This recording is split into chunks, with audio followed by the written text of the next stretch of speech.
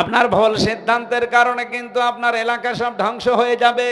এই জন্য এজালুর রিজসা, আজ আমাদের পাশের এই দ্বিতীয় নিকৃষ্ট মানুষ এই মোদি, তার ভুল সিদ্ধান্তের কারণে আগামীর পৃথিবী বসবাসের অযোগ্য হয়ে যাচ্ছে। 3 দিন আগে এই জন্য গোবিন্দ পরামানিক, বাংলাদেশে হিন্দু মহাজোটের মহাসচিব যিনি গোবিন্দ চন্দ্র পরামানিক, উনি অলরেডি জানিয়ে দিয়েছে, হে ভারত সহ বিশ্বের হিন্দু ভাইরা, আপনারা এই মাতাল মোদিকে থামান। এ মাতাল যদি না থামে, সামনে পৃথিবী বসবাসের অযোগ্য হয়ে যাবে। কারণ এখন অলরেডি ওরা ডাঙ্গা লাগিয়ে দিয়েছে। কি কথা বলছেন? এখন ভারতে অলরেডি দাঙ্গা চলছে। যে কিসের? পাকিস্তানের সাথে। দেখেন এ বাতাস আসলো বলে। আর যেহেতু ওখানে এতদিন পর্যন্ত আমাদের ওই চিন্তা করা লাগে নাই, কারণ ওদের সাথে আমরা দেখতে পাচ্ছি আশপাশে কোনো রাষ্ট্রের মিল নেই। আপনি ভারতের সাথে দেখেন, এই যে আমি কয়েকটা রাষ্ট্র ঘুরে আসলাম, ওদের সাথে আফগানিস্তানের একটা বর্ডার আছে, মিল নেই। পাকিস্তানের সাথে তো দা কুমড়ার সম্পর্ক, ভুটানের সাথে মিল নেই, মালদ্বীপের সাথে মিল নেই, শ্রীলঙ্কার সাথেও মিল নেই, মায়ানমারের সাথে মিল নেই, চীনের সাথেও মিল নেই। আমাদের সাথে মিল ছিল, বোবো ছিল, বোবো নেই, মিল নেই।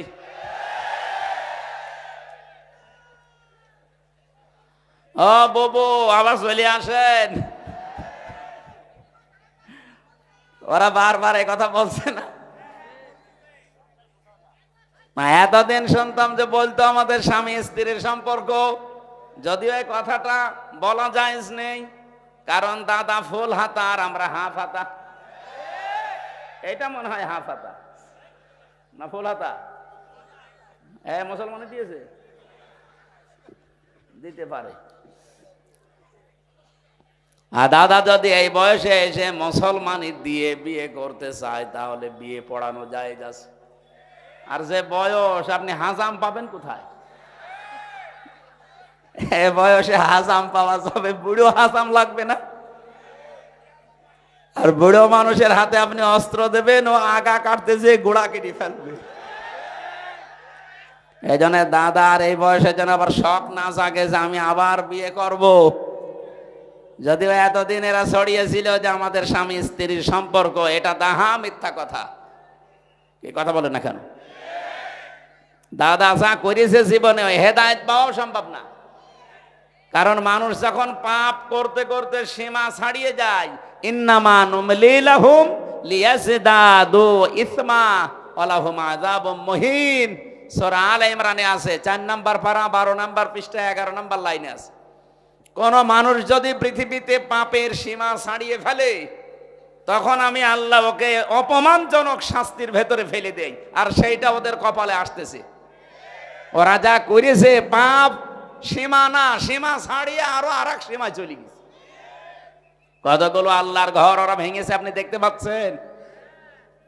1500 বছর আগে আব্রাহা নামক একটা লোক শুধুমাত্র আল্লাহর একটা ঘর ভাঙার চেষ্টা করেছিল, ভাঙতে পারে নাই। তাই তাদেরকে আল্লাহ আবাবিল পাঠিয়ে, কি আপনি আসলেন কেন? আপনার কাছে পানি কে চেয়েছে? লাগবে না ভাই, না আপনি তো শুনছেন না, তাহলে এসব ঝামেলায় আছেন। না না না, কিচ্ছু করা লাগবে না। কিছু লাগলে আমি আপনাকে বলবো, ভালো করে শোনেন কি বলতে চাই। 1500 বছর আগে ওরা একটা ঘর শুধু আল্লাহর বাইতুল্লাহ কাবা শরীফ ভাঙার চেষ্টা করেছিল, ভাঙতে পারে নাই। 1.5 কিলোমিটার আগ থেকে ওদেরকে কাঁচ ফিম মাকুল বানিয়ে দিয়েছে আল্লাহ। কি কথা বলে না কেন? আর এখন একটা দুইটা না, কতগুলো ঘর তারা ভেঙে দিল ধোয়া ধোয়া তুলে। কি ধোয়া? ধোয়া ধোয়া। ওরা এখন ধোয়া তুলেছে যে এই জায়গায় নাকি মন্দির ছিল, এই জন্য ভেঙে এখন আবার মন্দির বানাবো। পৃথিবীর মানুষ মাটির নিচে তেল পায়, গ্যাস পায়, সোনা পায়, রূপা পায়, আর ওই শয়তানরা শুধু মাটির নিচে মন্দির পায়। ওরে যদি মানে উলঙ্গ করে পিটাতে পারতাম,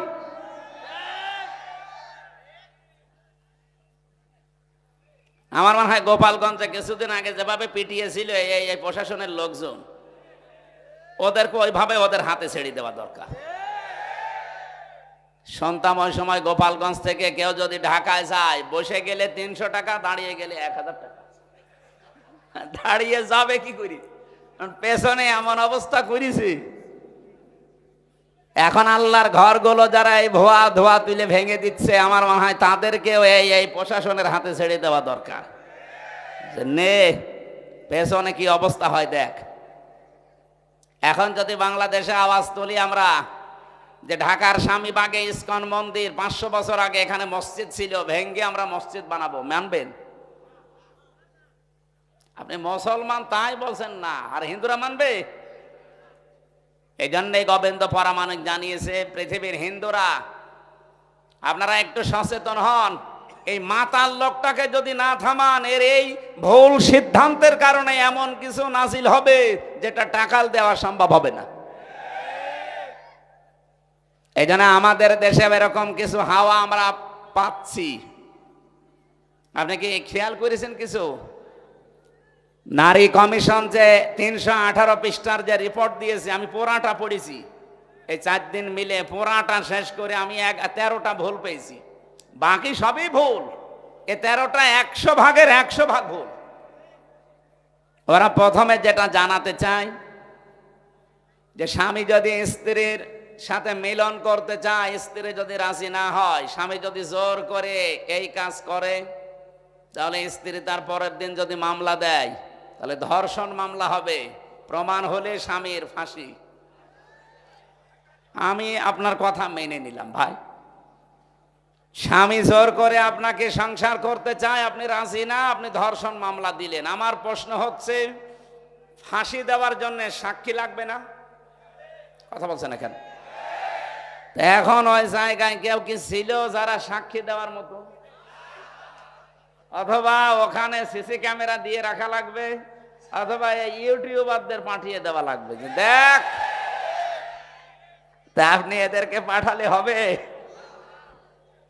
আমার এই জন্য একটা একটা করে যখন পড়লাম, আমার মনে হচ্ছিল এগুলো মেয়াদ উত্তীর্ণ গাঁজা খেয়েছে।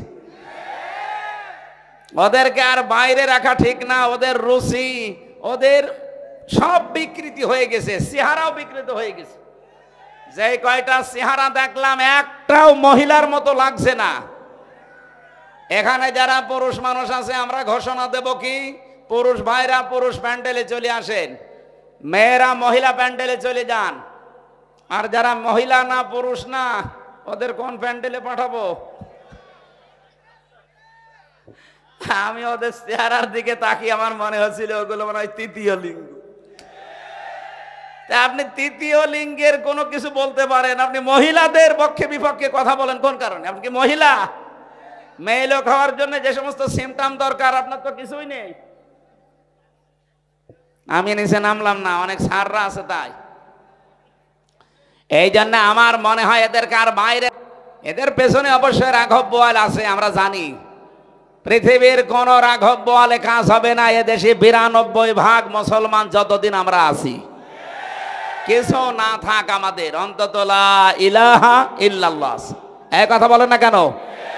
এই জন্য আমরা চাই খুব তাড়াতাড়ি এই মানুষগুলোকে আপনারা পাবনায় পাঠান।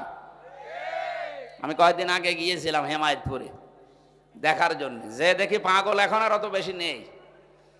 জিজ্ঞাসা করলাম একজনকে, বলছে হুজুর এখন প্রায় ভালো হয়ে যায়, পাঠিয়ে দেয়।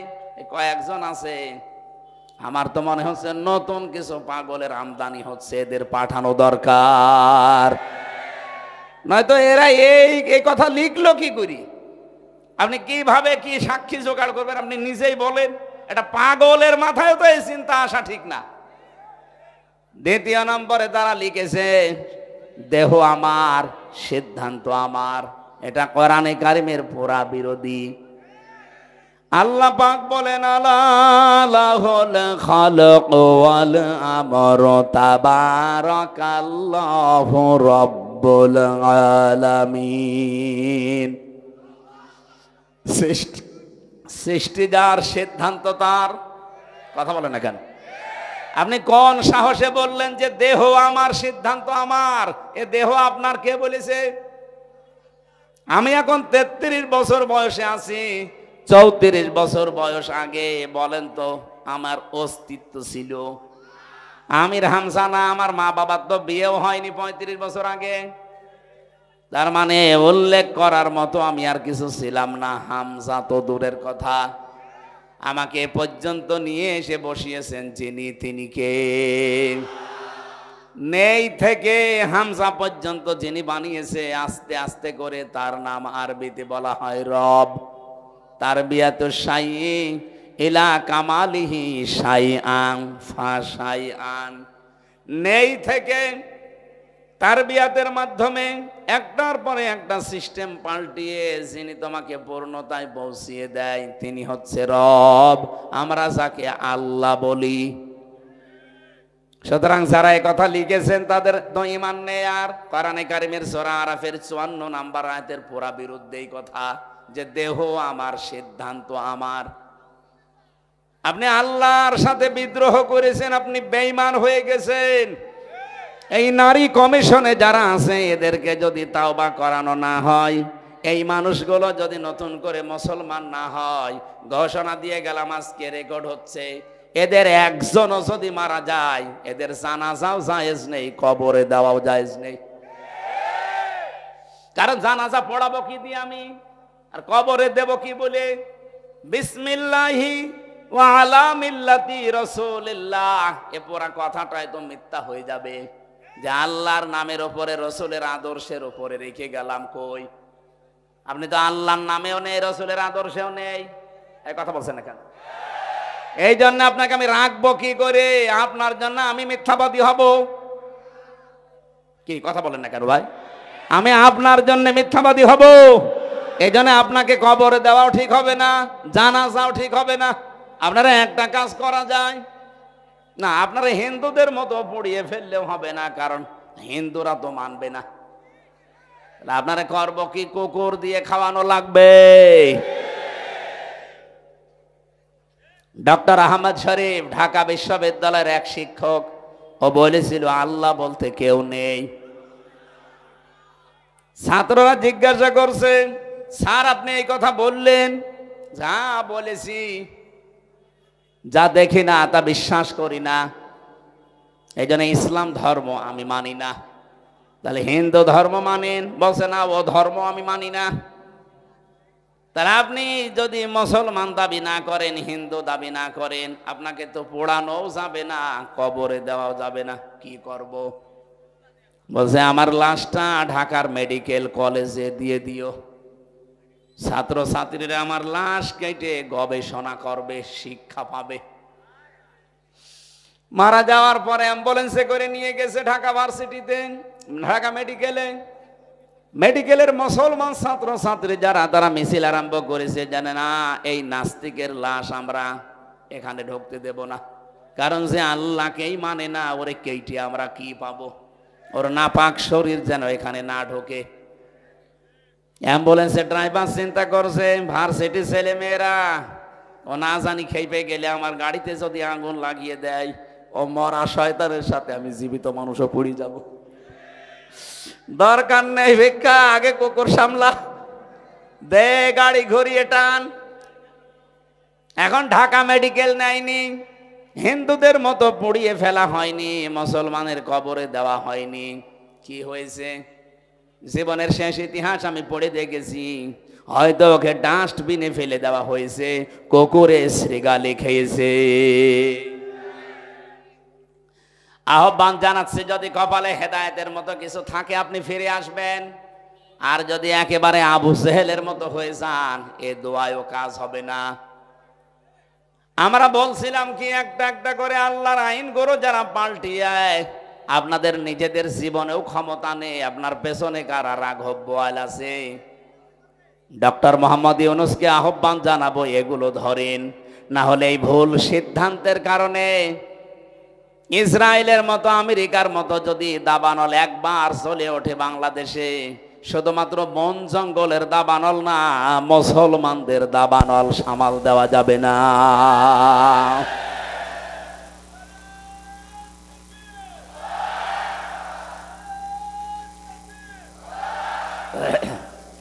আলহামদুলিল্লাহ।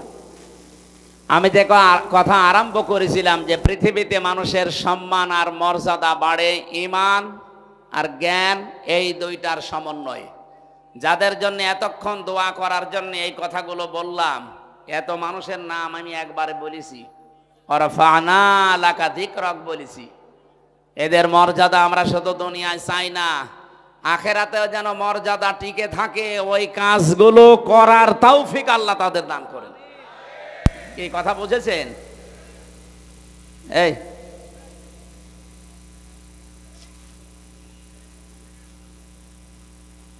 আপনারা এখানে আসেন, আসেন, আসেন। দরুদ আর সালাম পাঠ করছে আমাদের নবী, মানবতার মহান শিক্ষক মুহাম্মদুর রাসূলুল্লাহ সাল্লাল্লাহু আলাইহি ওয়াসাল্লামের প্রতি, যার মিশন আর ভিশন ছিল এই পৃথিবীতে তিনটা। আমরা যেহেতু নবীর উম্মত দাবি করছি, এখানে আমার মনে হয় অন্য ধর্মের লোক নেই, আছে? যদি থাকেন তো একজন, আপনাদেরকে ওয়েলকাম জানাচ্ছি। আমরা যেহেতু সবাই এখানে দাবি করছি আমরা নবীর উম্মত, নবীর যা কাজ ছিল আমাদের মিশন আর ভিশন ওইটা হওয়া দরকার। বিশ্ব নবীর এই পৃথিবীতে প্রথম মিশন ছিল তাওহীদ প্রতিষ্ঠা করা। আমার মনে হয় বাংলাদেশকে আল্লাহ যে জায়গায় এখন এনে দিয়েছে, এই জায়গাতে তাওহীদ প্রতিষ্ঠার একটা সুযোগ আল্লাহ তৈরি অলরেডি করে দিয়েছে। এখন এটা করার জন্য সিস্টেমগুলো কি কি? ১৫০০ বছর আগে আল্লাহ সিস্টেমটা জানিয়েছেন সূরা আলে ইমরান ৩ নম্বর পারা ১৭ নম্বর পৃষ্ঠার ২ নম্বর লাইনের ৬৪ নম্বর আয়াতে আছে। এটা আমার রেকর্ড হচ্ছে বলে বললাম। সারা পৃথিবীতে এখন বিশেষ করে বাংলাদেশে যারা আমরা আছি, এখানে আল্লাহ ৩টা পদ্ধতি জানিয়েছেন। এই ৩টা পদ্ধতি সামনে আমাদের এখনই অ্যাপ্লাই করা দরকার। ওলিয়া হালাল কিতাবি তাআলাউ ইলা কালিমাতিন সাওয়াইম বাইনানা ওয়া বাইনাকুম আল্লা না'বুদা ইল্লাল্লাহ ওয়া লা নুশরিকা বিহি শাইআ ইলা আখির। এদিকে তাকান। আল্লাহ পাক বলেন, নবী আপনি ডাক দেন যারা কিতাব আলো দাবি করে, হে আহলে কিতাবরা এদিকে আসো। আমি বাইরের দেশগুলোতে যখন ঘুরি, আহলে কিতাব যারা দাবি করে ওদেরকে আমি জিজ্ঞাসাও করেছি। এদিকে তাকান। কয়েকদিন আগে মালয়েশিয়া, সিঙ্গাপুর, থাইল্যান্ড এই দেশগুলো ঘুরছিলাম।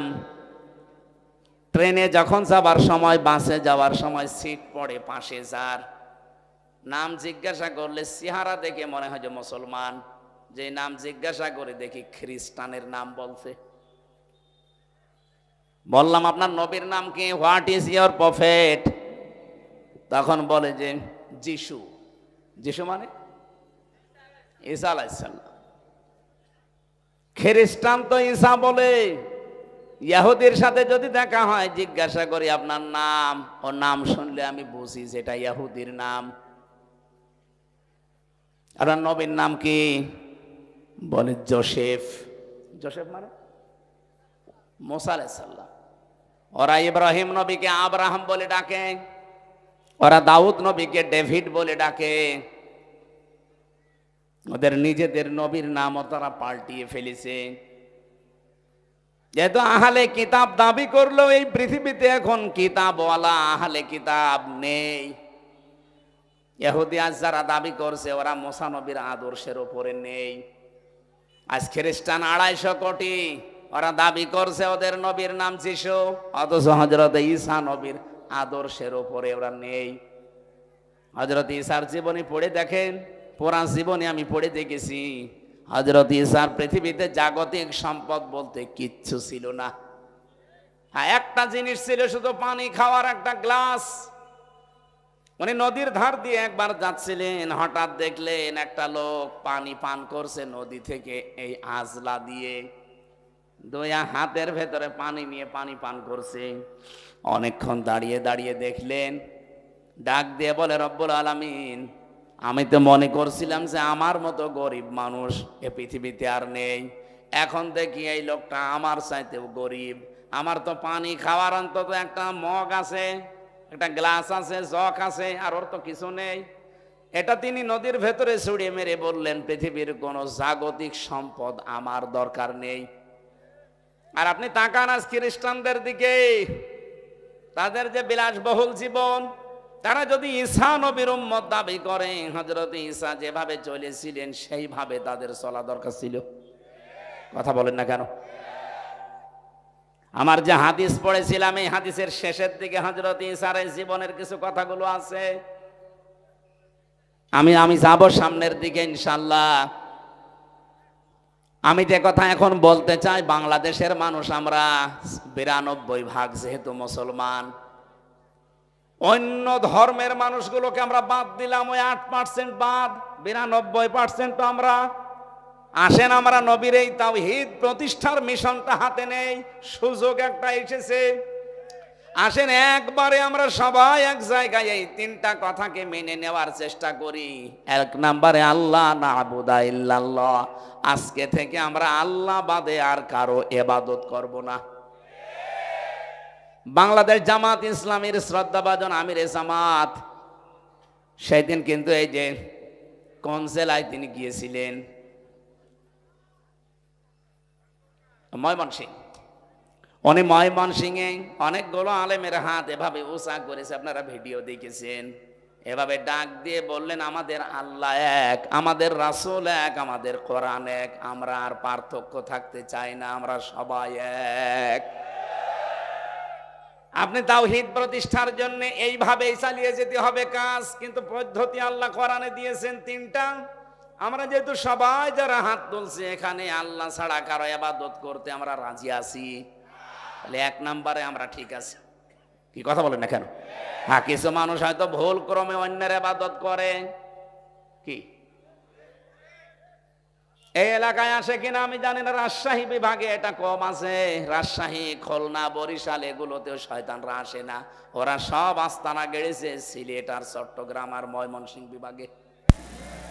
কারণ ওই সমস্ত বিভাগগুলোতে শিরিকও বেশি, বেদাতও বেশি, আবার ইবাদতও বেশি। এই যে আমার গিয়াসউদ্দিন তাহেরি ভাই,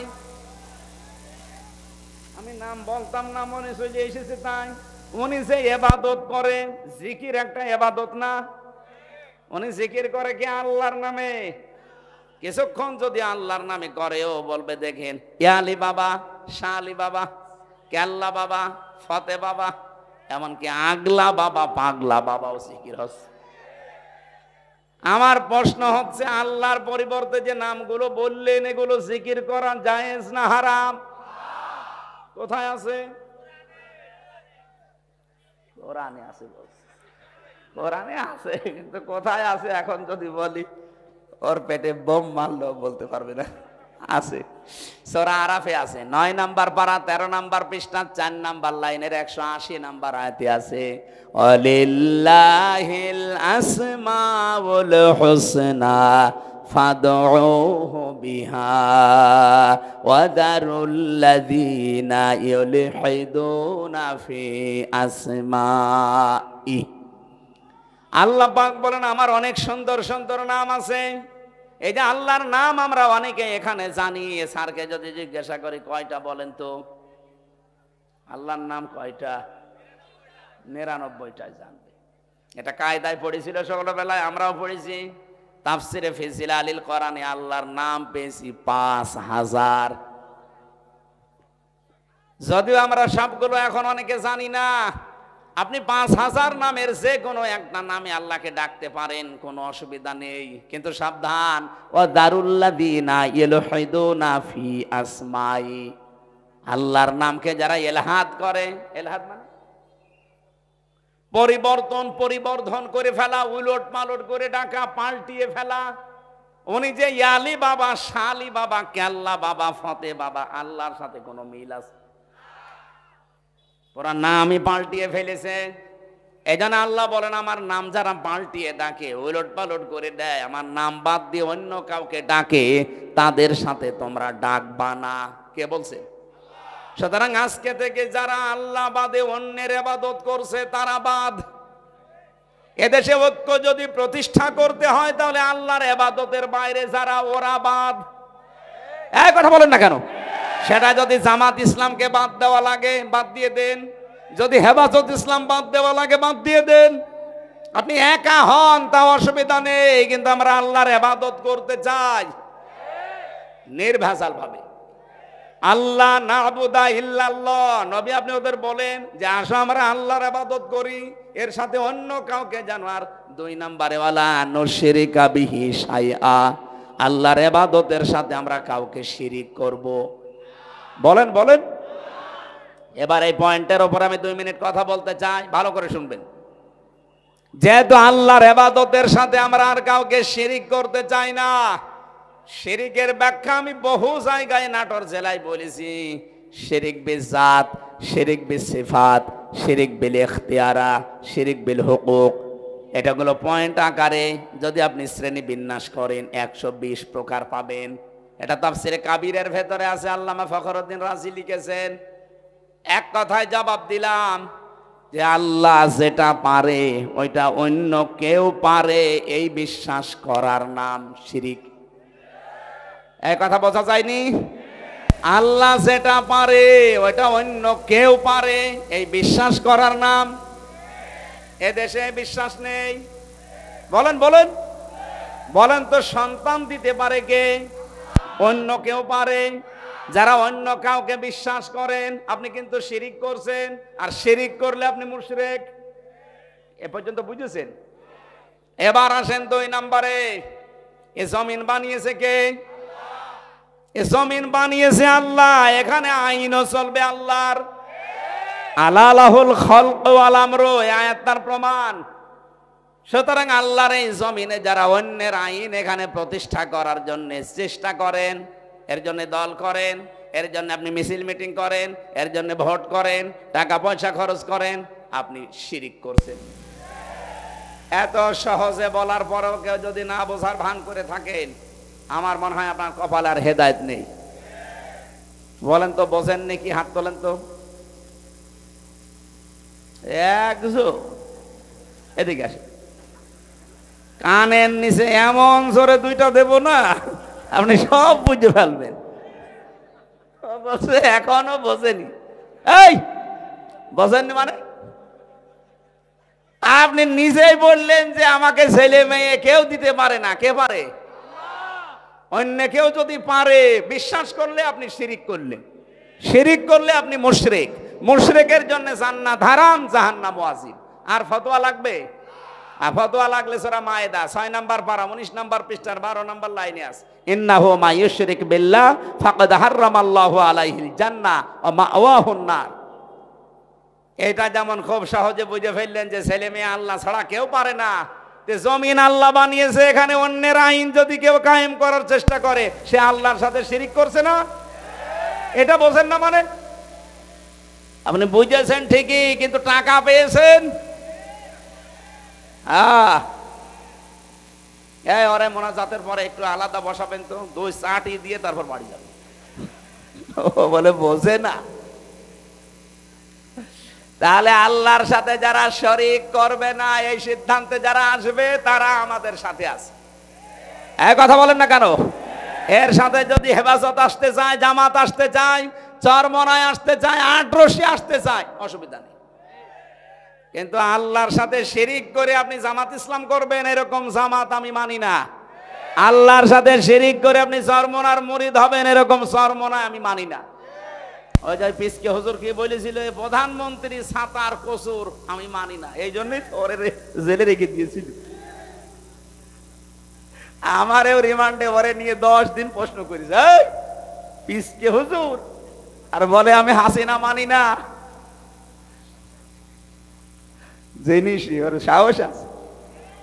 ওরে ধরে রাত 12:30টার পরে পুরা উলঙ্গ করে ওর হাতের উপরে সিগারেট দিয়ে একটা অর্ধ উলঙ্গ মেয়ে লোক এখানে কাঁধের উপরে হাত, ও তো হাত পোষে না, তারপরও হাত দিয়ে ছবি তুলে বসে ছেড়ে দেব। ওই দিন এমন কন্দন করেছিল। আমার সাথে ছিল তো, এক রুমে ছিলাম আমরা। আমারে বলছে, হামজা ভাই আমি এমনি ছোট মানুষ, আমার জিনিসপত্র সব ছোট ছোট। হ্যাঁ আসলেও ছোট। কতটুকু? আমার এই পর্যন্ত। বলেন আমার যদি মাজা পর্যন্ত হয় তো ওর কি আছে? তারপরে ওরে একটা বাচ্চা হয়েছে, আলহামদুলিল্লাহ। তো আমারে বলছে রাত 12:30টার পরে আমারে ওই হাতির ছিলে দুই দিকে রাস্তা ব্লক করে আমারে এইভাবে অত্যাচার করছিল। এমন কান্না কাঁদলাম ওই দিন। এক এসআইকে ডেকে বললাম যে ভাই আপনারা যা করছেন এটা কি ওই হারুন আঙ্কেল, ওই যে হাউ আঙ্কেল স্যার কি জানে? জানে না মানে উনি তো করাচ্ছে। ও উনি করাচ্ছে, অথচ দিনের বেলায় দেখা করতে এসে বলে হুজুর কেমন আছেন, ভালো আছেন, সব কিছু খোঁজ নিয়ে যায়, আর উনি এটা করাচ্ছে। আমারে যেভাবে উলঙ্গ করেছে আল্লাহ যেন ওনারে উলঙ্গ করে। ঠিক ছোট হুজুরের তো হয়তো ছোট জিনিস দেখা যায়নি, কিন্তু হারু আঙ্কেলের 3 ইঞ্চি। কয় ইঞ্চি?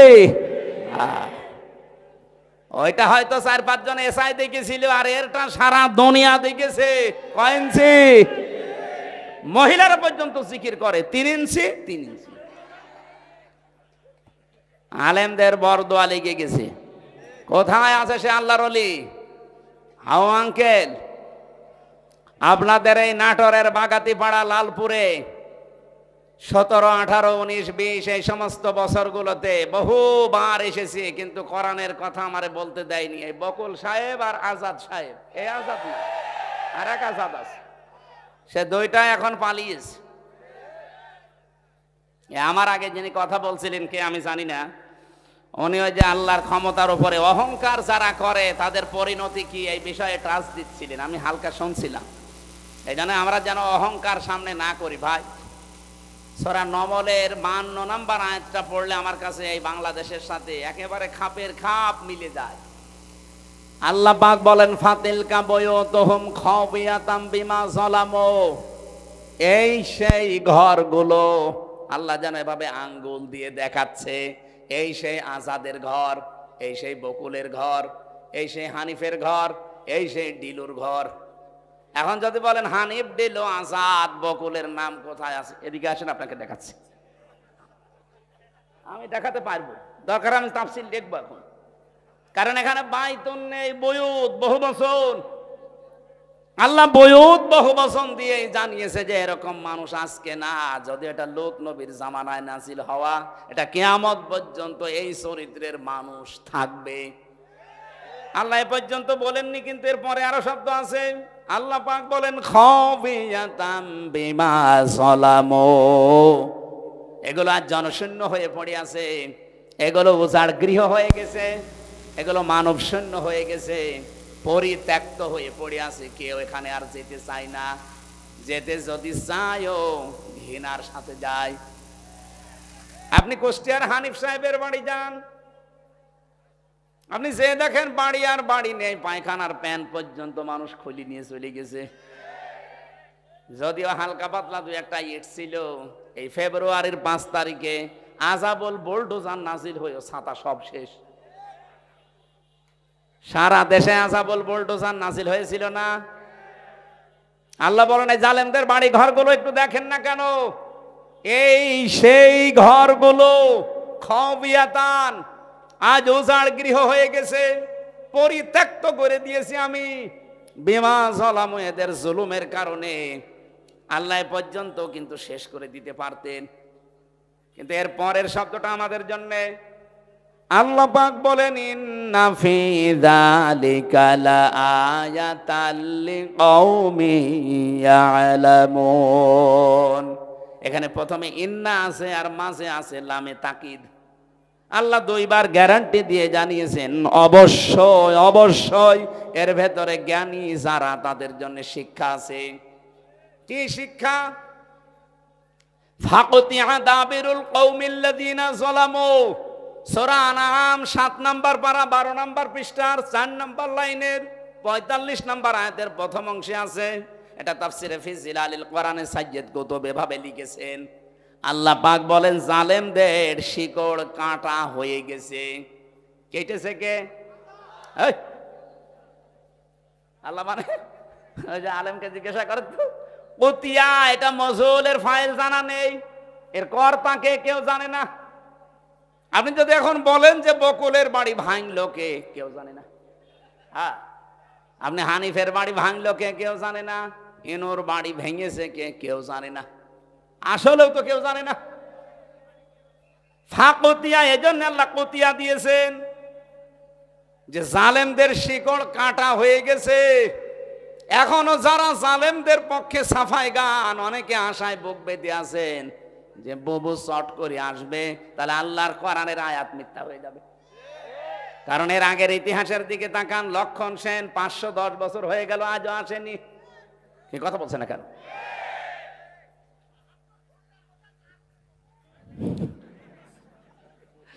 আমি যতগুলো দেখলাম ইতিহাস, একটাও ফিরে আসেনি। আশরাফ ঘানি, বাশার আল আসাদ, এই কথা বলছে না কেন? এই জন্য আশায় যারা বুক বেঁধেছেন, ও গুড়ে বালি, ওটা বাদ দেন। ওটা বিশ্বাস করে বসে থাকলে কোরআনের আয়াত পাল্টিয়ে যাবে। আল্লাহ বলেন জালেমদের শিকড় কাটা হয়ে গেছে। এ আপনি জোড়া দেবেন কি করে? কেটেছে কে তাই তো কেউ জানে না। আর একজন বলছে আল্লাহ। এই আপনি আন্দাজ বললেন কেন? আল্লাহ কাটেনি, কে কেটেছে কেউ জানে না। আপনি চিন্তা করতে পারেন এটা কি, কোন ইউনিয়ন? এটা লালপুর। এই লালপুর ইউনিয়ন পরিষদের দারোয়ান থেকে সংসদ পর্যন্ত থরে থরে জালেমদের সব সাজানো ছিল। আমি রিমান্ডে 10 প্রকার মানুষ পেয়েছিলাম। 10 প্রকারই ওদের, মামলার আয়ু ওদের, যে মামলার প্রসিকিউটর সে ওদের, বিচারপতি যে বিচার করবে রায় দেবে সে ওদের, যে জজ রিমান্ড ডাকবে সে ওদের, যারা রিমান্ডে প্রশ্ন করবে তারা ওদের, যে ঘরের ভেতরে নিয়ে টর্চার করবে সেইটা ওদের, যে রায় দেবে সে ওদের। আমার পক্ষে কে আছে? আরে ভাই আল্লাহ তো আছে, একজন আছে, উকিল। একটা উকিল দাঁড়ায় তো ওর কথা শুনলেও চলে, না শুনলেও চলে। এই ছিল দেশের বিচার ব্যবস্থা। আর মানুষকে শোনায় তো আমরা ন্যায় বিচার কায়েম করছি। বাংলাদেশে যদি এই হয় ন্যায় বিচারতে, আমি কোন কারণে 3 বছর জেলে ছিলাম আমারে জবাব দিন। আমারে আপনারা মামলা দিয়েছিলেন যে আমি নাকি আনসারুল্লাহ বাংলা টিমের প্রধান। কি ও ছাতা ও জীবনে জানি না। আনসারুল্লাহ বাংলা টিম কি ও ছাতা জানি না, অথচ আমারে প্রধান বানিয়েছে। জেলের ভেতরে যাওয়ার পরে একজনের সাথে দেখা হয়েছে, ও 17 বছর জেলে আছে। ওর নাম আব্দুল মতিন, ও আছে আল্লাহ দলের প্রধান সারা বাংলাদেশের। বললাম ভাই আপনি তো আল্লাহ দলের সভাপতি, সেক্রেটারি কে? বলছে আমার ছেলে। আপনি সভাপতি, আপনার ছেলে সেক্রেটারি, আর কেমনে? এই দেশে জঙ্গি ছিল। এই জন্য ডক্টর এনায়েতুল্লাহ আব্বাসী হেফাজত ইসলামের সমাবেশে 3টা প্রস্তাব দিয়েছে যে আবেগের ছলে হলেও কেউ যদি ইসলাম এবং মানবতা রসুল নিয়ে এই বাংলাদেশে কথা বলতে যায়, তাকে আইনের আওতায় এনে কঠোর শাস্তি দেওয়া লাগবে। এটা আমরা চাই না। আপনি অধিকারের নাম নিয়ে রসুলকে গালি দেবেন, আল্লাহর কোরআনের আয়াত বিকৃতি করবেন, এটা আর সামনে যেন না হয়, আইন পাশ করা লাগবে। 2 নম্বরে উনি বলেছিলেন এই দেশে যারা নবীকে বিশ্ব নবী শেষ নবী মানে নাই, কাদিয়ানি যারা, এদেরকে রাষ্ট্রীয়ভাবে অমুসলিম ঘোষণা করা লাগবে।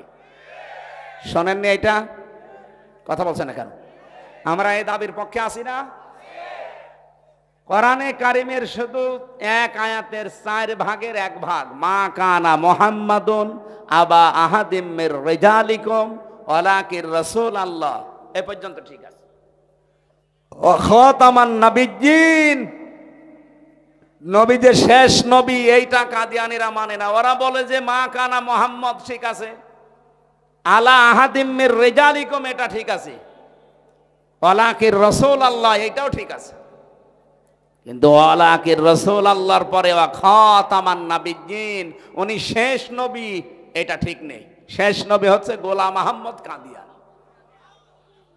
এতটুকু অস্বীকার করার কারণে কাদিয়ানিরা কি বলেন? বলেন, আমরা চাই তাদেরকে অমুসলিম ঘোষণা রাষ্ট্রীয়ভাবে করা হোক। বারবার কিন্তু আহ্বান জানানো হয়েছে এই 92% মুসলমানের দেশে। হ্যাঁ, তারা অমুসলিম হয়ে থাক, তারা ইহুদি, খ্রিস্টান, বৌদ্ধ, মুশরিক, হিন্দু, মাজুসি এদের মতো থাকবে, কোনো অসুবিধা নেই। কিন্তু আপনি মসজিদ বানাবেন, আজান দেওয়ার সময় এই যে দর্শনা, চুয়াডাঙ্গার দর্শনা উথলি একটা মসজিদ আছে কাদিয়ানীদের, ওরা মোহাম্মদুর রাসূলুল্লাহ আজান দেয় না, আহমদ গোলাম আহমদ কাদিয়ানী এই শব্দ আজানের মাঝে জুড়ে দেয়। এজন্য বারবার আমরা কিন্তু বিভিন্ন কায়দায় আহ্বান জানিয়েছি, আপনারা যদি গন্ডারের চামড়া নিয়ে থাকেন, সে গন্ডারকে নাকি কাঁতুকুতু দিলে 3 দিন পরে টের পায় যে আমার কাঁতুকুতু দিয়েছে। তো এদের অবস্থা যদি এই হয়, জুলাই আগস্ট কিন্তু শেষ হয়ে যায়নি, আবার 1-1.5 মাস পরে আরম্ভ হবে। যারা দায়িত্বে আছেন আপনারা জুলাই আগস্টের ফসল, জনগণ ছাত্র জনতা আপনাদেরকে জায়গায় বসিয়েছে, সুতরাং এ দেশের মানুষের সেন্টিমেন্ট বুঝবেন। উল্টাপাল্টা সিদ্ধান্ত নিয়ে বিভিন্ন কল কাঠি যারা নাড়াচ্ছে তাদের কথা শুনে আবার দেশটা অস্থিতিশীল করবেন, নিজেও থাকতে পারবেন না, আমাদের কপালও আগুন লাগাবেন। কি আমাদের দেওয়ালে ফিট ঠেকে গেলে তো তখন আর কামড় দেওয়া ছাড়া উপায় থাকবে না। এই কথা বলেন না কেন?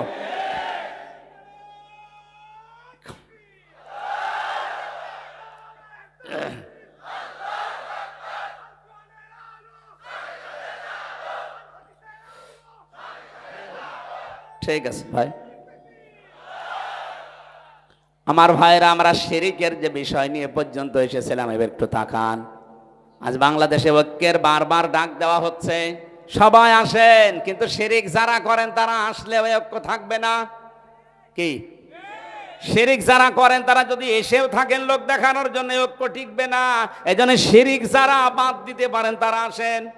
3 নম্বরে ওয়ালা ইয়াত্তাখিযা বা'দুনা বা'দান আরবাবাম মিন দুনিল্লাহ, আল্লাহ বাদে আমরা কাউকে অভিভাবক হিসাবে আর গ্রহণ করব না। আমাদের অভিভাবক ইন্ডিয়া না, আমাদের অভিভাবক ওই আমেরিকা না, চীন না, রাশিয়া না, আমাদের অভিভাবক কে? এই বিশ্বাসে যারা বিশ্বাসী তাদেরকে এক জায়গায় নেন।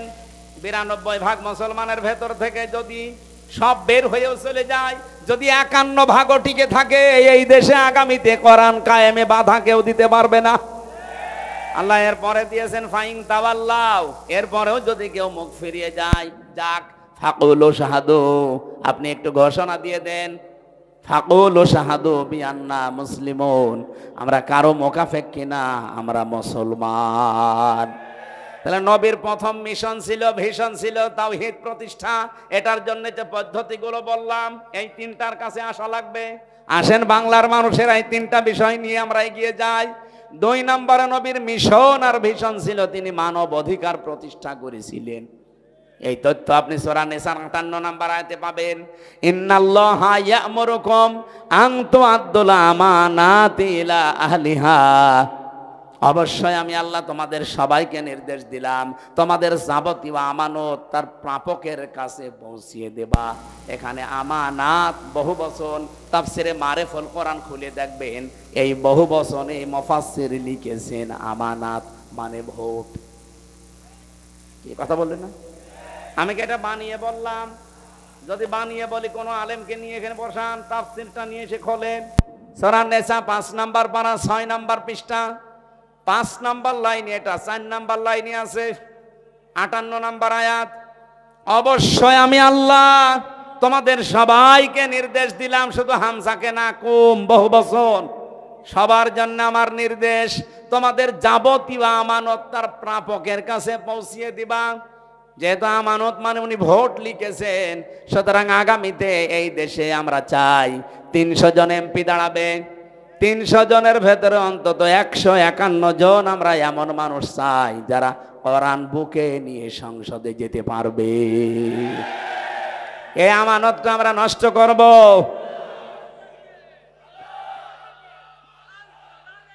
এই আমার কথা বলতে দিন ভাই।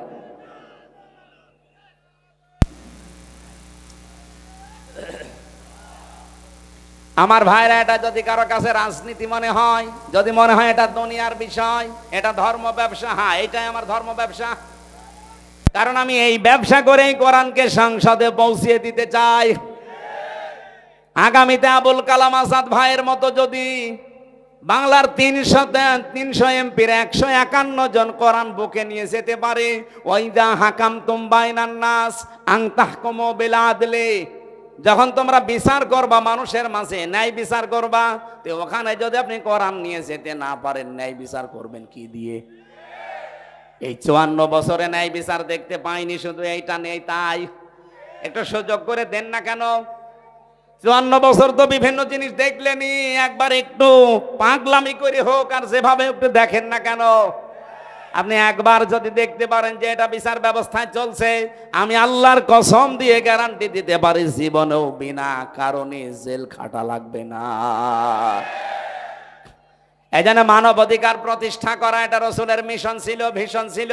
আমাদের জীবনেরও মিশন আর ভিশন এটা হওয়া লাগবে। এখানে যদি কারো দ্বিমত থাকে হাত তোলেন, যে না এটা আমি মানি না, তোলেন। এখানে কেউ কিছু বলছেন না, চলে যাওয়ার পরে যদি লালপুর বাজারে কালকে গেবত করেন না, দাঁত মুখ খুলে ফেলবেন। হ্যাঁ, আমি চলে গেলে এরা গেবত করবে, না কিছু বলে গেল বুঝলাম না, বুঝলেন না মানে সব বুঝতেছেন আপনি। নবীজির জীবনের মিশন ছিল, উনি মানবাধিকার প্রতিষ্ঠা করেছিলেন। আর মানবাধিকার প্রতিষ্ঠা করার জন্য ক্ষমতা লাগে, আইন লাগে, সেটা হাতে আছে আমাদের? নেই। খুজলাত মাদামাতান ফাইদা সরা রিশওয়াতান ফিদ্দিন ওয়ালাস্তুম বিতারিকিহি ইয়ামনাকুমুল ফাকরা ওয়াল হাজা আলা ইন্না রিহাল ইসলামি দাইরাতুন ফাদুরু মাআল কিতাবি হাইসুদার আলা ইন্নাল কিতাবা ওয়াস সুলতান আলা ইফতারিকান ফালা তুফারিকুল কিতাব। এদিকে তাকান।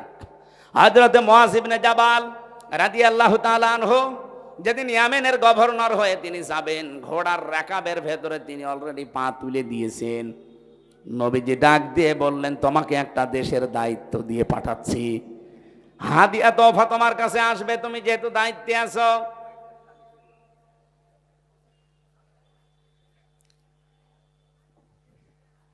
আমার আলোচনায় কোনো প্রশ্ন থাকলে বলেন তো, আগে বলেন। আমি তো নিজের বাবার একটা কথাও বলি না, যা বলেছি এর পেছনে দলিল দিয়েছি। এখন আপনার যদি রাগ হয়, মন খারাপ হয়, তাহলে আল্লাহকে আপনি কিছু বলেন যে না আপনার এই কথা বলা ঠিক হয়নি, আপনি অন্য কোনো আয়াত নাযিল করেন। আর আমার সামনে এটা আসলে আমি কি গোপন করতে পারবো? আর আমি গোপন করলে আমার ওয়াজ শোনায় তো জায়েজ নেই। এজন্য সঠিকটা বলার চেষ্টা করছে, আপনি মেনে নিলে ভালো, না নিলে আমারও দোষ না, আল্লাহরও দোষ না। দোষ কার? আমাদের কপালের। নাটোরবাসী, যেটা বলতে চাচ্ছিলাম এটা একটু খেয়াল করেন। নবীজি কোন সময় তাকে উপদেশগুলো দিচ্ছেন দেখেছেন, যে তুমি দায়িত্বে থাকলে তোমার কাছে হাদিয়া তোফা আসবে, আসে না? হাদিয়া তোফা তুমি গ্রহণ করতে পারো ওই পর্যন্ত যতক্ষণ ওটা হাদিয়া তোফা থাকে, কিন্তু হাদিয়া যদি ঘুষের পর্যায়ে যায় তখন ওটা নিতে পারবা না। হে মুআয ইবনে জাবাল, ভালো করে কান খাড়া করে শোনো এই কথা। তুমি কিন্তু যে দেশের দায়িত্ব নিয়ে যাচ্ছ, আল্লাহর ইসলামের কালেমা, ধর্মের যে কল বাতাসে নড়বে। এমন সময় তোমার সামনে কিছুদিনের ভেতরে চলে আসবে, আলা ইন্নাল কিতাবা ওয়াস সুলতানা লা ইফতারিকান। দেখবা অনেক মানুষ এমন আছে, তারা বলবে আল্লাহর কিতাব আর রাজ্য রাজনীতি এটা আলাদা বিষয়। আমার মনে হয় বাংলাদেশে এখন কেউ বলে না। রাজশাহী বিভাগে বলেছে, এই কথা বলছে না কেন? আমার মনে হয় ১৫০০ বছর আগের কথা মনে হচ্ছে নবীজি কেবল কালকে বলে গেল। আলা ইন্নাল কিতাবা ওয়াস সুলতানা লা ইফতারিকান। জেনে রাখো, কিছু মানুষ এমন সময় চলে আসবে যারা বলবে আল্লাহর কিতাব, কোরআন শরীফ আর রাজ্য রাজনীতি এটা আলাদা। তোমাদেরকে নির্দেশ দিলাম, ফালা তুফারিকুল কিতাব, কখনো আল্লাহর কিতাবের রাজনীতি থেকে আলাদা হবা না। এ নির্দেশ কার বলেন? নাকি আমি নির্দেশ বানাচ্ছি? বলেন। এই আরবি বাংলা যদি ভুল হয় আলেমদের জিজ্ঞাসা করছি, বলেন বাংলা ভুল হচ্ছে?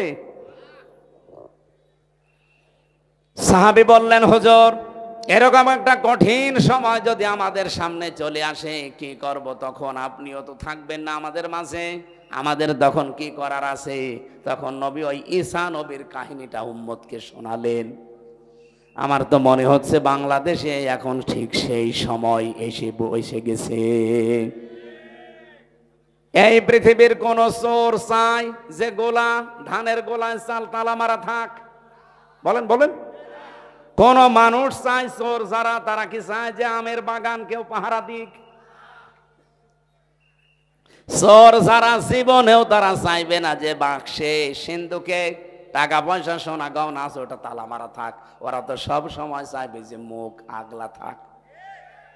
এই পৃথিবীতে যদি সত্যি যারা আসল চোর তারা কখনো চাইবে না যে এই দেশে যারা ন্যায় পরায়ণতা কায়েম করতে চায় এই মানুষগুলো ক্ষমতায় যাক। কারণ এরা ভালো করে জানে এরা গেলে আমার হাত থাকবে না, কারণ আমি যত চুরি করেছি। এই বাংলাদেশে অনেক চোর আমার মনে হয় স্বভাবে করে না, অভাবে করে, সেগুলো মাফ।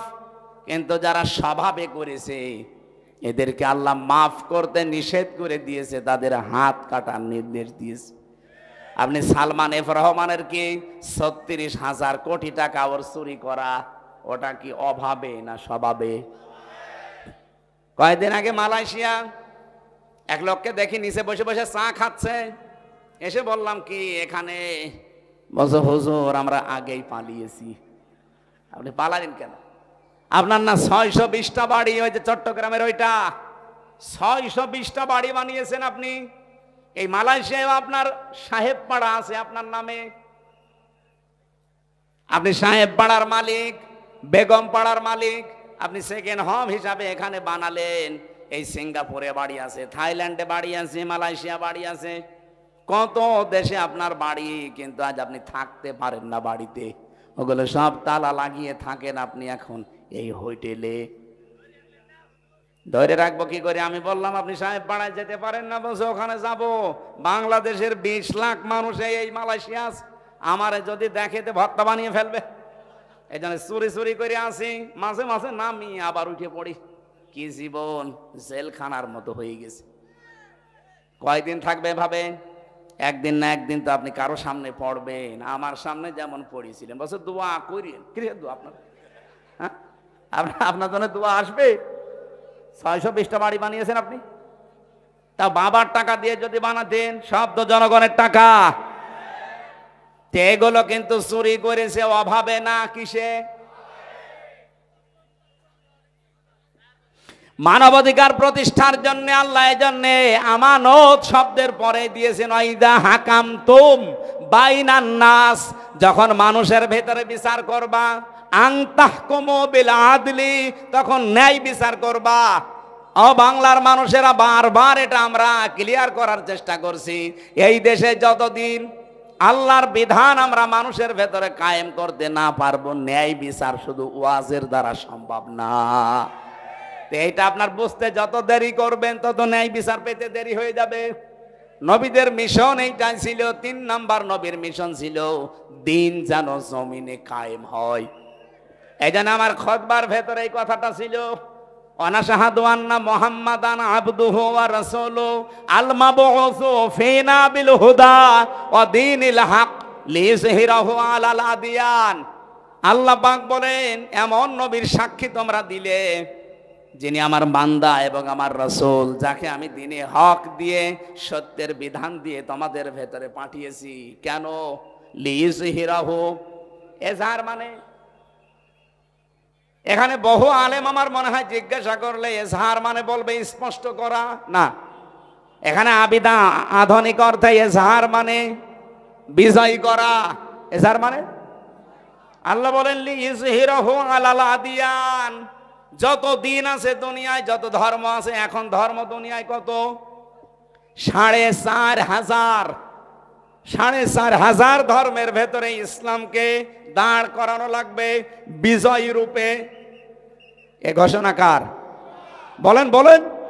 আর ইসলামকে দাঁড় করাতে হলে নবীজি যদি ১৩ বছর মার খাওয়ার পরে ১০ বছর কোরআন দিয়ে রাষ্ট্র চালাতে পারে।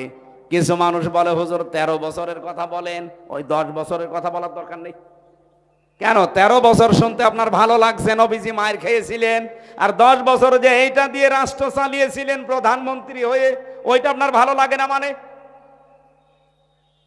সিরাত ইবনে হিশামে দেখবেন নবীর জীবনীকে ৪ ভাগে ভাগ করা হয়েছিল। মক্কার জীবনটা প্রথমে ৩ বছর, এরপরে ৫ বছর, এরপরে ২ বছর, এরপরে ৫ বছর, না এরপরে ৩ বছর, সব মিলে কত? ১৩ বছর। প্রথমে ৩, এরপরে ৫, এরপরে ২, এরপরে ৩, এই 4টা ভাগে নবীর পরা মক্কার জীবনকে ভাগ করা আছে। আমি বাংলাদেশের সাথে অলরেডি এটা মিলিয়ে দেখেছি, আমরা এখন এই 4 নাম্বারটায় আছি। কি কথা বলেন না কেন? নবীজি 3 বছর জেলে ছিলেন, তার অনেক আত্মীয় স্বজন সাহাবায়ে কেরাম হারিয়েছিলেন। আমরাও এই 15 বছরে বহু কিছু হারিয়েছি। 3 বছর না 13 বছর আল্লামা সাঈদীর জেল খাটা হয়ে গেছে। সুতরাং 13 বছর পরে নবীকে যদি আল্লাহ 10 বছরের বিশাল একটা সাম্রাজ্য দিতে পারে, আমাদের সামনেও 15 বছর যেহেতু পার করে ফেলেছি, সামনের 10 বছর আসবে কোরআনের হাতে ইনশাআল্লাহ। কথা বোঝেন? সূরা সূরার 13 নম্বর আয়াতের মাঝের অংশে আমি পড়েছিলাম আন আকিমুদ্দিন। অথচ আয়াতটা নাযিল হয় মক্কায়, এমন কঠিন পরিস্থিতি যেখানে পা রাখা পর্যন্ত সম্ভব না, সেখানে আল্লাহ বলছেন আমার দিন কায়েম করো। এজন্য বাংলাদেশে যেহেতু 4টা অবস্থা আমরা পার করে ফেলেছি, এই মুহূর্তে আহ্বান জানাচ্ছি নবীর এই 3 নাম্বার মিশন আর ভীষণ। ও বাংলার মুসলমানেরা, এখন সব ফরজের বড় ফরজ আল্লাহর এই জমিনে আল্লাহর দিন কায়েম করা। আলা তাতাফাররাকু ফি, এখানে কেউ মতপার্থক্য ফতোয়াবাজি করবেন না। সুতরাং দিন কায়েমের কথা বললে যারা ফতোয়াবাজি করে, মতপার্থক্য তৈরি করে, যে না ওর আকীদা খারাপ, ওর টুপি বড়, ওর টুপি 5 কলি, এরকম কথা যারাই তুলবে মনে করবেন ওটা রাসূলের শত্রু, ওটা মানবতার শত্রু, ওটা তাওহীদের শত্রু। এই কথা বলেন না কেন? এতটুকু আল্লাহ শেষ করেননি, কাবুরু আলাল মুশরিকিনা মা তাদউহুম ইলাই। হে নবী, আপনি যদি দিন কায়েমের জন্য মানুষকে ডাকেন, সবচাইতে বেশি খারাপ লাগবে, অপছন্দ করবে এই কথাটা মুশরিকরা। আমি তো দিন কায়েমের জন্য আহ্বান জানাই, আপনার খারাপ লাগে কেন? আপনার মন খারাপ হয় কেন? আপনার কাছে রাজনীতি মনে হয় কেন? আপনি কি মুশরিক? বলেন। হ্যাঁ, জানি আপনাকে আল্লাহ পছন্দ করেনি। এই জন্য আয়াতের শেষের অংশ এটা, আল্লাহু ইয়াজতাবি ইলাইহি মাইয়াশা।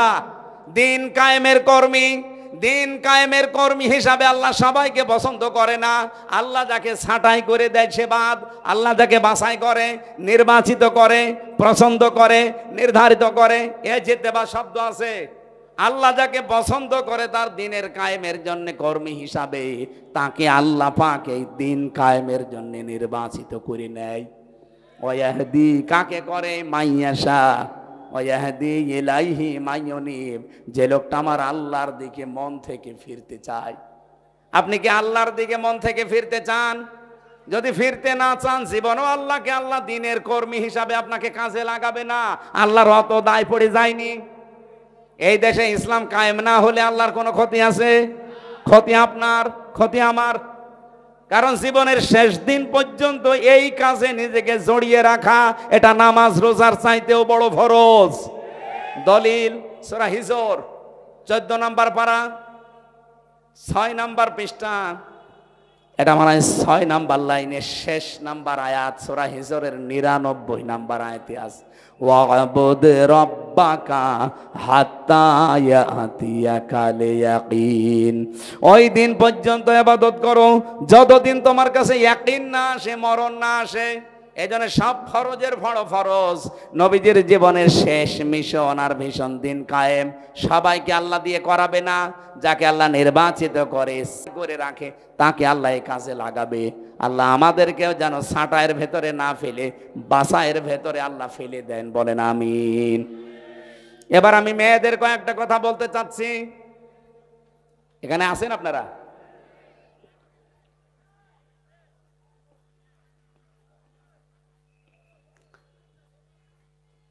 মেয়েরা এসেছে না? সম্মানিতা মা বোনরা, কয়েক মিনিট আপনার জন্য আমি শিক্ষামূলক কয়েকটা কথা বলতে চাই। মাত্র 5টা মিনিট সময় দিচ্ছি। এই মাহফিলটা যেহেতু কাদা ছিল, এখানে পানি ছিল, এর আজকে আপনি ভিডিও দেখেছেন, আমার নিজেরই কেমন আফসোস লাগছিল যে কোরআনের জন্য এলাকার মানুষেরা এত কষ্ট করতে পারে। যার যতটুকু সামর্থ্য আছে আপনারা দিয়েছেন, আমি দেখেছি। বাড়ি যাওয়ার সময় শুধু ভাড়াটা বাদ দিয়ে এদের কাছে আপনারা একটু উৎসাহের জন্য দিয়ে যাবেন। এটা মাদ্রাসার মাহফিল না? যার যা আছে অবশ্যই দয়া করে এদের কাছে একটু দিয়ে যাবেন। আমি এরপরে মেয়েদের কথা বলার পর আমার একটা লিখিত বই আছে মেয়েদের উপরে, ওই এত বই নিয়ে এসেছেন। এটা আদর্শ নারী, মেয়েদের 6 জন আদর্শ নারী পৃথিবীতে আছে, তাদেরকে আদর্শ মানা যায়। এই বইটা মেয়েদের জন্য স্পেশাল ভাবে। আর দাম্পত্য জীবনের কলহ কেন হয়, এই যে মারামারি গন্ডগোল মনোমালিন্য কেন হয়, এটা কিভাবে মিটাবেন, সেই পদ্ধতিগুলো লেখা আছে। 120 পৃষ্ঠা লিখেছি, এটা জেলখানায় বসে বসে লেখা। আপনারা পারলে এই বইগুলো নিয়ে যান। আর সৃষ্টি জগৎ, এটা শিক্ষিত মানুষদের জন্য। সৃষ্টি আল্লাহ একেবারে ওই প্রথম থেকে শুরু করে, এটা সবার জন্য দরকার না, এটা শিক্ষিত মানুষদেরকে নিলে হবে। গাড়িতে পাওয়া যায়, যদি পান যাওয়ার সময় নেবেন। এক হয় আপনাদের লোক কই ভেতরে, কি প্রশ্ন দিচ্ছে, আগে শেষ হোক। এক হয় আপনারা লোক কই ভাই? এই ব্যাগ যদি নাও নিয়ে যায়, আপনারা যাবার সময় ওনাদের ওই ওখানে দাঁড়িয়ে থাকবে যারা ড্রাম নিয়ে, তবে ব্যাগ নিয়ে ওই জায়গায় একটু দিয়ে দিয়ে। মা বোনেরদের জন্য বলছি, একমাত্র একটাই ওয়াজ, খাদিজাতুল কুবরা এই 6টা মহিলার ভেতরে একজন। উনি জীবনে এক ওয়াক্ত নামাজ পড়েননি, একটা রোজা রাখেননি, জীবনে একটা দিন পর্দায়ও থাকেননি। তারপরেও তাকে আল্লাহ সালাম দিয়েছেন, জীবিত অবস্থায় সালাম পাঠিয়েছেন, এবং জান্নাতে ঘর বানিয়ে তার জন্য পাঠিয়েছেন। একটাই মাত্র কারণ, তার পুরা জীবন পড়ে আমি পেয়েছি। কারণ এই বিধানগুলো উনি মানতে পারেননি কেন? এগুলো নাজিল হয়েছিল তার ইন্তেকালের পরে, এই জন্য তিনি মানতে পারেননি। তিনি জীবনে কোনোদিন একটা সেকেন্ডের জন্যও স্বামীর মনে দুঃখ দেননি। এ কারণে আল্লাহ খুশি হয়ে তাকে সালাম পাঠিয়েছেন। আপনাদেরকেও বলছি, দুনিয়ায় নামাজ পড়েন, রোজা রাখেন, কালো বোরকা পরেন, স্বামীর যে হক, মর্যাদা, সম্মান, এটা রক্ষা করে দুনিয়ায় চলার চেষ্টা করেন। আল্লাহ খাদিজাতুল কুবরার সাথে যেন জান্নাতুল ফেরদাউসে জায়গা করে দেন। আপনারা কয়েকটা প্রশ্ন দিয়েছেন, আমরা প্রশ্নের কয়েকটা, ইমাম যদি জর্দা বিড়ি তামাক খায়, তার পেছনে নামাজ পড়লে নামাজ হবে কি? নামাজ হওয়ার জন্যে যে 13টা শর্ত আছে, নামাজ ভাঙার কারণ আছে 19টা, নামাজের ফরজ 13টা, 14টা ওয়াজিব। এগুলো যদি কেউ ঠিক রাখে, এই তামাক খাওয়া, জর্দা খাওয়া, বিড়ি খাওয়া, এগুলো কি ওই 14টার ভেতরে 13টার ভেতরে পড়ে? যদি পড়ে থাকে ওনার পেছনে নামাজ হবে না, আর যদি না পড়ে তাহলে অসুবিধা নেই। লালপুর উপজেলা চেয়ারম্যান এবং সদস্য সচিব সাবেক জনাব হারুনুর রশিদ পাপ্পু ভাই কই এসেছে? এত প্রশ্ন এখন দিচ্ছেন কেন? পাপ্পু সাহেব বসেন, দাঁড়ান। তোমরা ঈমান আনো, তাতে যা নাযিল করেছি, আর যার সমর্থন আছে তোমরা তা অস্বীকার করো না। কি একই সূরা বাকারার 41 নম্বর আয়াত, কি এর ব্যাখ্যা করবো এখন? এখন সময় নেই। কালকে মাহফিল আছে লালপুরে, বাগাতিপাড়া, জয়ন্তীপুর, বাগাতিপাড়া জয়ন্তীপুর। কালকে রাত 9টায় তোলার কথা দিয়েছে। আপনারা ওখানে যদি পরিবেশ ভালো থাকেছেন, সন্দেহ এই বিষয়ের উপরে কালকে কথা বলবো। সূরা হুজুরাতের 15 নম্বর আয়াতের ব্যাখ্যা ওই জায়গায় করবো কালকে, সন্দেহের উপরে। এই যে জয়ন্তীপুর দাখিল মাদ্রাসা বাগাতিপাড়া, নাটোরের উদ্যোগে কালকে রাত 9টায় প্রধান বক্তা রাত 9টায় লিখে দিয়েছে। অবশ্যই এখানে আপনারা জেন সব বেশি হলেও 9টা 15-20-এর দিকে উঠবেন ইনশাল্লাহ। আজকের মতো আমরা এখানেই শেষ করছি। এই 3টা মিশন আর ভীষণ জীবনে বাস্তবায়ন করার আহ্বান জানি। আল্লাহুম্মা আমিন। লা ইলাহা ইল্লা আনতা সুবহানাকা ইন্নী কুনতু মিনাজ জালিমিন। রব্বুল আলামিন, লালপুরের দিকে তাকাও। হাজার হাজার বান্দা বান্দি আমরা নবীর জীবনের 3টা মিশন আর ভীষণ শুনেছি, এগুলো আমাদের জীবনেও সেট করে দাও। মাহফিলের সম্মানিত সভাপতি আল্লাহ তাআলা আমার আসাদ ভাইকে কবুল করো। এ মাহফিলের প্রধান অতিথি শ্রদ্ধাভাজন শিক্ষককে কবুল করে নাও। রফিকুল ইসলাম সাহেব, মুকুল সাহেবকে মঞ্জুর করো। আল্লাহ তাআলা বিএনপির সদস্য সচিব সাবেক আমার বড় ভাই হারুনুর রশিদ পাপ্পু ভাই এসেছে, তার মা বাবাকে মাফ করে দাও। তার জীবনের অপরাধগুলো ক্ষমা করে জায়গাগুলো নেকি দিয়ে পাল্টিয়ে দাও। মাওলানা আবুল কালাম আজাদ ভাই সহ যত আলেমেরা এখানে এসেছে, আলেমদেরকে আলেম হিসাবে মঞ্জুর করে নাও। আমার জেলখানার সাথে জনাব তারেক জিয়া সাহেবের পিএস নুরউদ্দিন অপু ভাই, বারবার 3টা বছর আমরা এক ঘরে ছিলাম, বিভিন্ন জায়গায় গেলেই তিনি দোয়া চায়। আজকেও তিনি দোয়া চেয়েছে, মেসেজ পাঠিয়েছে, আল্লাহ তোমার বান্দা অপুকে মাফ করে দাও। তার সন্তান দিয়েছে, সন্তানটা কবুল করো, স্ত্রীকে কবুল করো, মা বাবাকে ক্ষমা করে দাও। ম্যাডাম খালেদা জিয়ার জন্য দোয়া করছি, আল্লাহ তুমি তাকে সহি সালামতে সুস্থ রাখো। মাজলুম মানুষ তারেক জিয়ার স্ত্রী, তাদেরকেও তুমি দেশের সন্তান, দেশের সহি সালামতের সম্মানের সাথে ফিরিয়ে দাও। মানুষের ওপর যারা জুলুম করে, মানুষের অধিকার যারা নষ্ট করে, আল্লাহ তুমি তাদের চিরতরে মিটিয়ে দাও। আগামীর বাংলাদেশ মানবতা প্রতিষ্ঠা করার সুযোগ করে দাও, মানবাধিকারে দেশে কায়েম করে দাও। সারা পৃথিবীর মুসলমানেরা যারা যেখানে বিপদে আছে, বিশেষ করে আমাদের প্রতিবেশী এই ভারতে, আল্লাহ তাআলা নরেন্দ্র মোদী এই নিকৃষ্ট মানুষের কারণে আজ হাজার হাজার মুসলমান বড় অশান্তিতে আছে, জুলুমের শিকার হয়ে আছে। তুমি তাদের জন্য হামে ও নাসির হয়ে যাও। ইসরায়েলে যেভাবে দাবানল জ্বালিয়ে দিয়েছো, যে পৃথিবীতে জুলুম হয় সেখানে তাদের উপরেও তুমি গজব নাজিল করে দাবানল তৈরি করে দাও। বাংলাদেশ নিয়ে যারা ষড়যন্ত্র করে, আল্লাহ তুমি জাতির সামনে ন্যাংটা করে দাও। মা বোনদেরকে তুমি খাদিজাতুল কুবরার মতো বানিয়ে দাও। আমরা যারা রোগ শোকে আছি, আমাদের শেফায়ে কামেলা জেলা দান করো। আল্লাহ তাআলা 3টা বছর জেলখানায় রিমান্ডে থাকাকালীন শরীর যে অসুস্থ, এখনো পর্যন্ত আমি স্বাভাবিক হতে পারি নাই। এখন আমার পিঠে ব্যথা করে, মাথায় ব্যথা করে, মাথায় যারা টর্চার করেছিল মাথায় ব্যথা করে। আল্লাহ আমার সব অসুখগুলো তুমি আগের মতো আবার সুস্থ সবল বানিয়ে দাও। বারাকাল্লাহু লানা ওয়া লাকুম ফিল কোরআনিল আযীম। প্রশাসনের যে ভাইগুলো এসেছে, আল্লাহ প্রশাসনদের উপরে তোমার রহমত নাজিল করো। এই দেশে কিছু কোলাঙ্গার অফিসারের কারণে পুরা প্রশাসন আজ বাংলাদেশের মানুষের কাছে কালার হয়ে গেছে। এখন যারা দায়িত্বে আছে, এই সততার সাথে দায়িত্ব পালন করার তৌফিক দাও। লালপুর থানার ওসি টিওনো, লালপুরের এসপি ডিসি সহ যারা দায়িত্বে আছে, সততার সাথে ইবাদত হিসাবে দায়িত্বগুলো পালন করার সুযোগ দাও। প্রশাসনে যারা দায়িত্বে আছে, এই জেলায় তাদের মা বাবাকে মাফ করে দাও। আল্লাহ আমি গুনাহগার, হাজার হাজার মানুষ যারা হাত তুলেছে, কাউকে খালি হাতে ফেরত না দিয়ে জীবনের চাহিদা আশাগুলো পূরণ করে দিয়ে আমাদের জীবনের অভাব দূর করে দাও।